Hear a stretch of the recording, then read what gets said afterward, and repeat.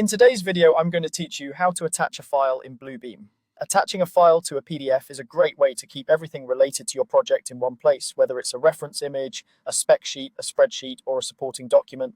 The attachment becomes part of the PDF, so it travels with the file when you share it, making collaboration smoother and reducing the chance of something getting lost. Start by opening your PDF in Bluebeam Revu. Make sure it's the document you want to enhance with an attachment, and consider where in the PDF the attachment icon will make the most sense. Placing it near relevant text, a detail, or a call-out helps your viewers quickly understand the context. Next, head to the top menu and go to Tools, then File Attachments, and choose Attach File. This tells Bluebeam you want to embed a file inside the current PDF. Rather than just linking to something on your computer, you'll see your file browser open so you can pick what to attach.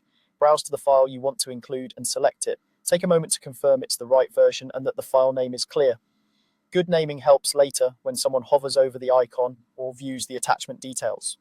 With your file selected, return your attention to the PDF and click on the exact spot where you want the attachment icon to appear. Think of this like placing a small marker, often shown as a paperclip, so anyone reading knows there's extra material right there. Once you've chosen the location, click Open to attach the file.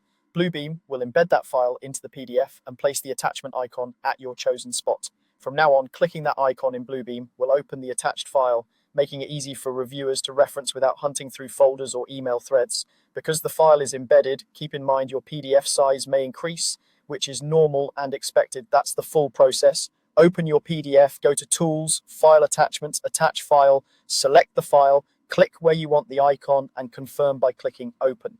It's a simple sequence that adds a lot of clarity and convenience to your documents. If you work with teams, let them know that attachments live inside the PDF so they're always accessible. Thanks for watching, and now you're ready to attach files confidently in Bluebeam.